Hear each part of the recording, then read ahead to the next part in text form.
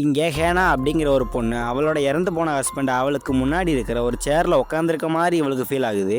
அதை கன்ஃபார்ம் பண்றதுக்காக மனசுக்குள்ள தைரியத்தை வர வச்சுக்கிட்டு ஒரு பெட்ஷீட்டை எடுத்து அந்த சேர் மேல போடுறா. ஆனா அதுல எதுவுமே இல்லாதால கொஞ்சம் நிம்மதியாகிறா.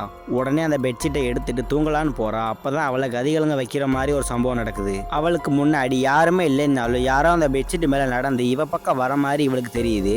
உண்மையை கண்டுபிடிக்கிறதுக்காக ஹேனா சீக்கிரட்டா அவளோட ஹஸ்பண்டோட லேபுக்கு போறா. அப்ப அங்க இருக்க ஒரு விஷயத்தை பார்த்து ஹேனா பயங்கரமா ஷாக் ஆயிடுறா. கண்ணுக்கு தெரியாம மறைஞ்சு போற ஒரு இன்விசிபிள் கிளாக் இருக்கிறத பாக்குறா. அப்போ திடீர்னு ஒரு சத்தம். திரும்பி பார்க்கும்போது யாருமே இல்லாதால ஹேனா அவளோட ஹஸ்பண்ட் தான் வந்துட்டான் அப்படின்னு சொல்லிட்டு அங்க இருக்க ஒரு ட்ரெஸ்ஸிங் ரூம்குள்ள போய் ஒளிஞ்சுக்கிறா. அந்த இன்விசிபிள் கிளாக்கை மறைச்சு வச்சுக்கிறா. அப்ப அந்த ரூமோட டோர் மெல்ல ஓப்பன் ஆகுது. அப்ப அங்க யாருமே இல்லைனாலும் தன்னோட ஹஸ்பண்டோட ஃபுட் ஸ்டெப்பை வச்சு அவ வந்துட்டான் அப்படின்னு தெரிஞ்சுட்டு வேகமா வெளியே வந்துடுறா.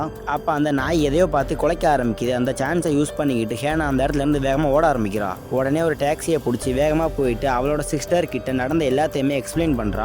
ரெண்டு பேருமே ஒரு ரெஸ்டாரண்ட்ல மீட் பண்ணிக்கிறாங்க. அவகிட்ட எல்லா உண்மையை சொல்றதுக்கு முன்னாடியே ஹேனாவோட ஹஸ்பண்ட் அந்த இடத்துக்கு வந்து அவளோட சிஸ்டரை கொண்டுறான். ஹேனா தான் அவளை கொலை பண்ணா அப்படின்னு சொல்லிட்டு ஹேனாவை போலீஸ் பிடிச்சிட்டு போயிடுறாங்க.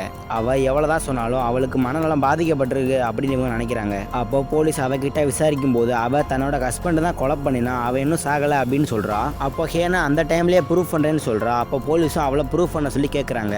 அப்போ ஹேனாவை இப்ப நான் எதுவும் சொல்ல முடியாது, அவ இப்ப நம்ம பேசுறத கேட்டுக்கிட்டு தான் இருக்கா அப்படின்னு சொல்றான். இதை கேட்ட அவளோட க்ளோஸ் ஃப்ரெண்ட் ஜேம்ஸ் என்ற போலீஸ் கூட அவளுக்கு பைத்தியம் பிடிச்சிருக்கு அப்படின்னு நினைக்க ஆரம்பிக்கிறான். அடுத்த நாள் அவ ஹஸ்பண்டோட பிரதர் அவளை மீட் பண்ண வரான். அப்ப அவ உன்னோட ஹஸ்பண்டோட சொத்துக்களை எல்லாத்தையுமே என்னோட பேருக்கு மாத்தலன்னா சாகர வரைக்கும் உன்னை பைத்தியக்கார ஹாஸ்பிட்டலே அடைச்சி வச்சிருவேன் அப்படின்னு மிரட்டுறான். ஆனா ஹேனாவுக்கு அந்த சொத்துக்கள் மேல எந்த ஆசையுமே இருக்காது. இருந்தாலும் கோவப்படுற மாதிரி நடிச்சு அந்த டாக்குமெண்ட் எல்லாத்தையுமே கிழிச்சிடுறான். அப்ப அவன் குனிஞ்சு அந்த பேப்பர் எல்லாத்தையுமே எடுத்துக்கிட்டு இருக்கும் போது அவனுக்கு தெரியாம அவனோட பேக்ல இருந்து இவ ஒரு பெண்ணை எடுத்து வச்சுக்கிறான். அவளோட ஹஸ்பண்ட் அந்த ஹாஸ்பிட்டலோட ஏதோ ஒரு கார்னர்ல நின்று இவளை பார்த்துக்கிட்டு இருக்கிறதால இவன் அந்த பெண்ணை வச்சு அவளை கண்டுபிடிக்கலான்னு ஒரு ஐடியா பண்றான். இதே மாதிரி நிறைய மூவி இன்ட்ரெஸ்டான வீடியோஸ் பார்க்கறதுக்கு மறக்காம நம்ம சேனலை சப்ஸ்கிரைப் பண்ணிருங்க.